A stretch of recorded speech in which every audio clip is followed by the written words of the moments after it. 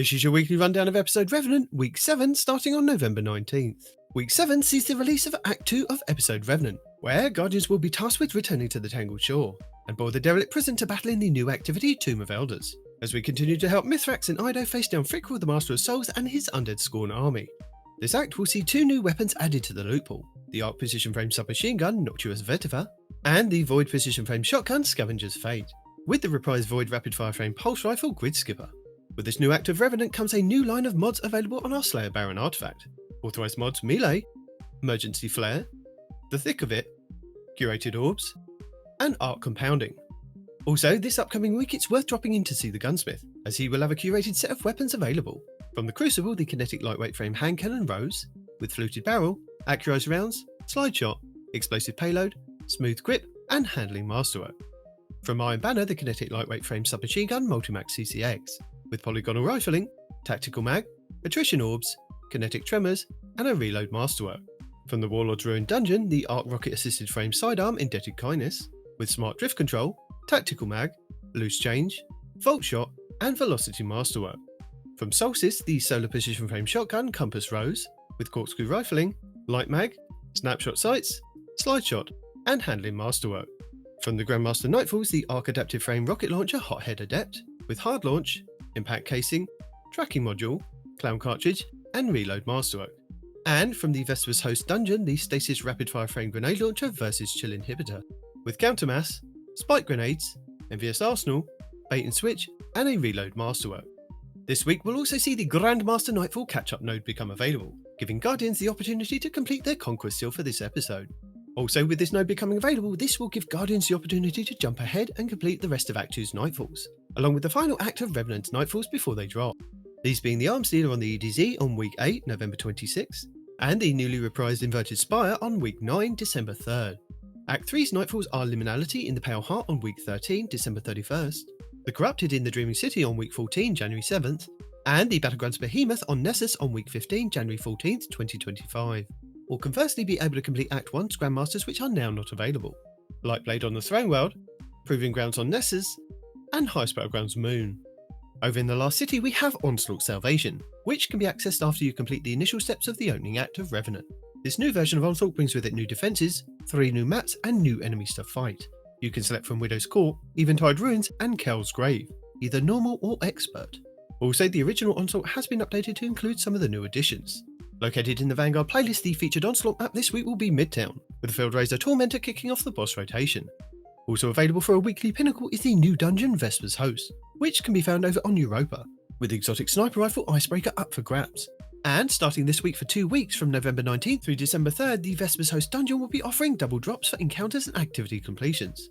Both weapon and armor rewards can drop from encounter completions.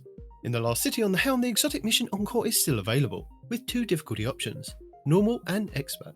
Also from episode Echoes we have the 3 new battleground activities, Delve, Conduit and Core, with Enigma Protocol and Breach Executable. The expert battlegrounds will start this week's rotation with Delve. The Dreaming City this week is at a strong curse level, which means Pet Revenge can be found in Ria Silvia and has the Dark Monastery mission for the next week. The Blind Well features Taken enemies and the Plague Mina. The Ascendant challenge will be Ouroboros over in the Philian's Rest Lost sector.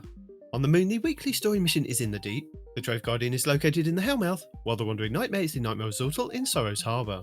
Nightmare hunts Tanix, Isolation, Zydron, Servitude, and Ghoul, Rage. The Altars of Sorrow will start this week's rotation with the Nightmare of Fogoth and the Blasphemer Shotgun. On Europa this week, Praxis the Technocrat will be the Empire Hunt, Cadmus Ridge will be the Eclipse Zone, and the Exo Challenge will be Safeguard. Dares of Eternity expert difficulty rounds are Hive, Fallen, and Valister Arc. The Scatterhorn armor set and the Lightkin armor set will be available in Dares of Eternity with Weapon Set 3, Chroma Rush, Ignition Code, Grid Skipper, Farewell, Sonja's Tale, Shattered Cipher, Main Ingredient, Long Shadow, Last Dance, Toil and Trouble, Wishbringer, and Last Perdition. The Witch Queen weekly story mission is The Ritual, Altar of Reflection's Choice, and Altar of Reflection's Insight. The Wellspring activity will start the week on Defense, with the Arc Grenade Launcher Tarnation and Vazul Solar Scorn Chieftain as the boss. The Lightfall weekly mission is First Contact, the Partition mission will be Hard Reset, and the Vex incursion will be Liming Harbour.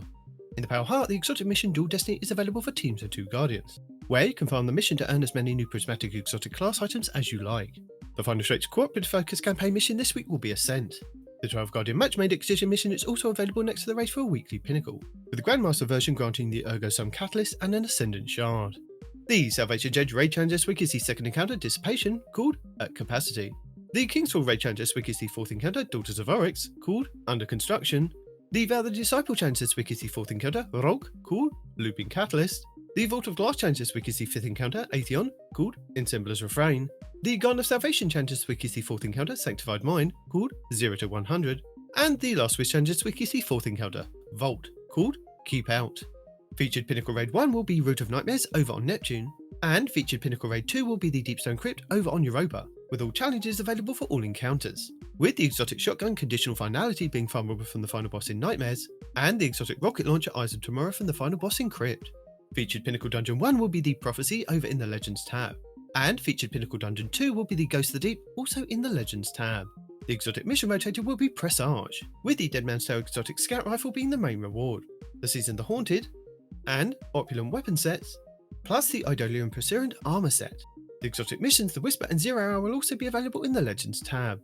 This week's challenges are Resurrection 1, Ritual Ornament, Heating Up, Round and Round We Go, and 2 classified challenges.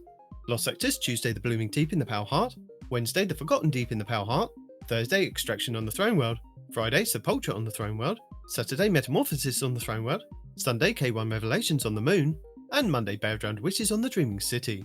Our 7th featured Nightfall will see us face off against Hymix, Warden of the Harvest, in the Birthplace of the Vile over on the Throne World, with either the Wildstyle Grenade Launcher or Slammer Sword as the featured adept weapon.